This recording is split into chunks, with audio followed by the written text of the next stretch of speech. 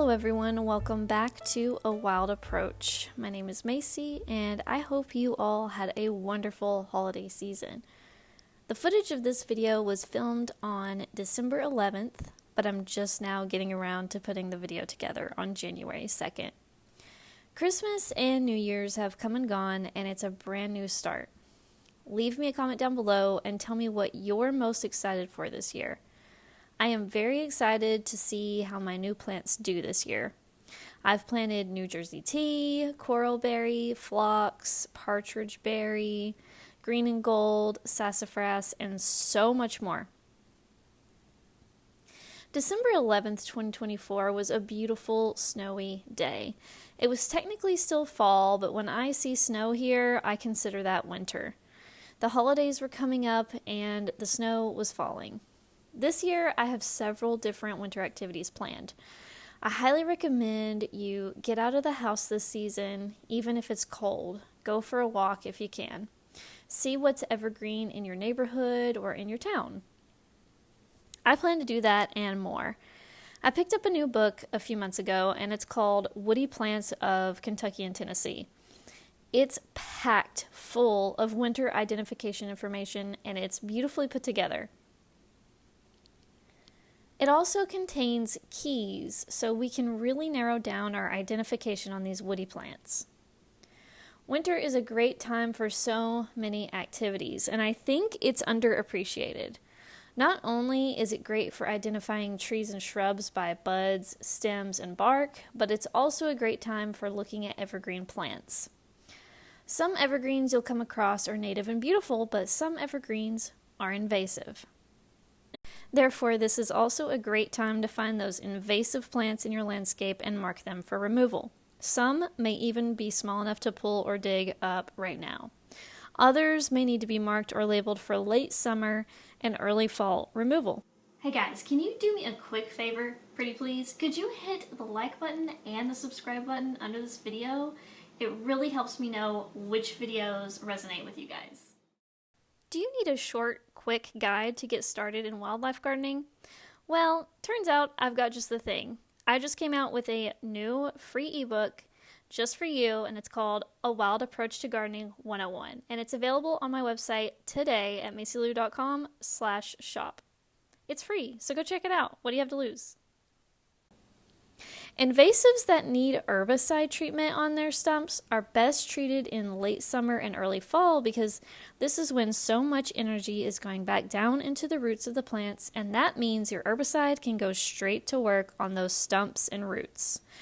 I personally try to limit herbicide use as much as possible, but large invasive plants like Chinese privet need a cut stump herbicide treatment method because just cutting them down will only cause sprouting at the base and won't kill them. Now, this is when they're mature and they're huge and they're way overgrown. Herbicide must be applied immediately after cutting them. There are many methods, but I like to use a foam brush to brush on the herbicide onto the stump so as little of it goes into the rest of the landscape as possible. I do not like to spray because that could harm my other plants that I actually want. Be aware of drift when there's wind and choose a day with no wind or very little wind. So because that's a lot of work, it's best to find the invasive plants before they get huge so you can hopefully remove them by hand or dig them up with a shovel. Consider what you could replace the invasive plants with. Often when we remove them, that leaves open a gap in the canopy or soil for things to germinate, and you could be right back in a bad invasive plant infiltration if you don't cover the ground in some way there or replace the plant with a native one. Did you have a chance to collect any seeds this past year? Fall was a great time to collect seeds, but some late bloomers may still have seeds for collection. I just collected late purple aster seeds the other day, for instance. Another winter activity is to get inspiration for new garden beds, new plants you want to add, or maybe even pathways you want to create in your garden. Winter is the perfect time for getting cozy in your sweaters and your blankets with your coffee or tea in your hand and flipping through seed catalogs or watching native plant garden videos to see what others did and try and plan your own garden space. It's a great time to make lists of what you already have as well as what you want to get next. It's an awesome season to draw up garden plans which don't need to be anything grand. You don't have to know how to draw to create a garden plan. You will know what you meant since you created it. Just don't forget to keep referencing it all the way up to spring and summer so you don't forget your plans when you go to purchase your plants or seeds. Winter is also a great time to direct sow some of your seeds or to cold stratify the other seeds in your fridge. Look at the germination instructions for your plants online and figure out which of your native seeds need cold stratification and which do not. The ones that don't need any can be planted out in spring when it's warm enough or can be planted indoors under grow lights if you want to watch some plants grow during the winter. I've grown coneflower, bergamot, and native grasses indoors under grow lights. It can be so fun and can really help with the winter blues if you deal with that. Another activity I'm doing is reading. I'll be reading books this winter. Some will be fiction and have nothing to do with gardening, but others will be about wildlife and native plants. I plan to keep myself very busy this winter. Between all of that and working on my channel and on my paintings, I'll be very busy just like any other time of the year. I'll be going on lots of walks this winter, looking at my local native plants, some evergreen and some not. I'll be trying to learn my trees by their bark and buds, by their fallen leaves, and more. I'll be getting outside, even in the cold, when I can, and stay moving. Movement is so important for our physical and mental health. We need it so much. We also need sunshine. Going out to your local park for walks can give you all that and more if you can bundle up and brave the cold. I highly recommend a good winter coat, gloves, and a hat, if you can get them. That's been a game changer for me, finding a good coat. I like them long so that they cover more than just my top half. It's so worth it for the protection I get on my winter walks. We all need something to look forward to.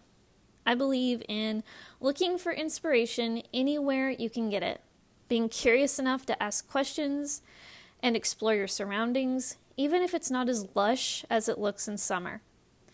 I believe in making every season fun, even when it's hard sometimes. Also, don't forget to rest. Winter is great for rest and relaxation.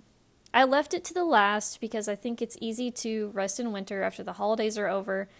It can be too easy sometimes. That's why I mentioned all the previous activities first. Not because rest is least important, but because sometimes we can get into a dark place mentally if we focus solely on staying inside and on the couch or in the bed in between our responsibilities.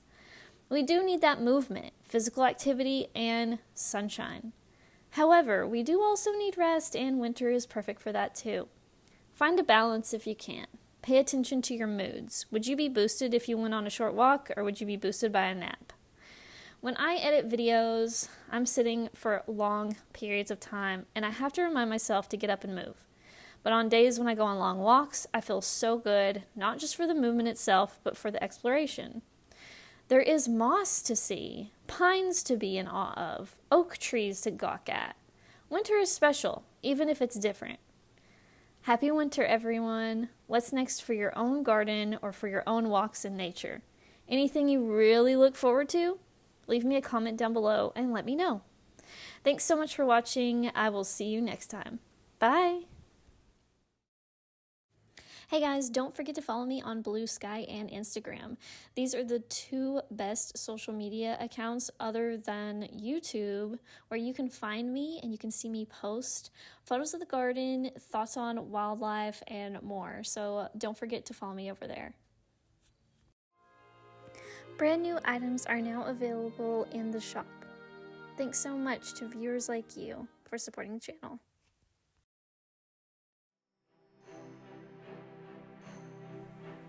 To support the channel, like the video, comment, and subscribe. You can also support my work by buying art from me at macylou.com. Thanks for watching!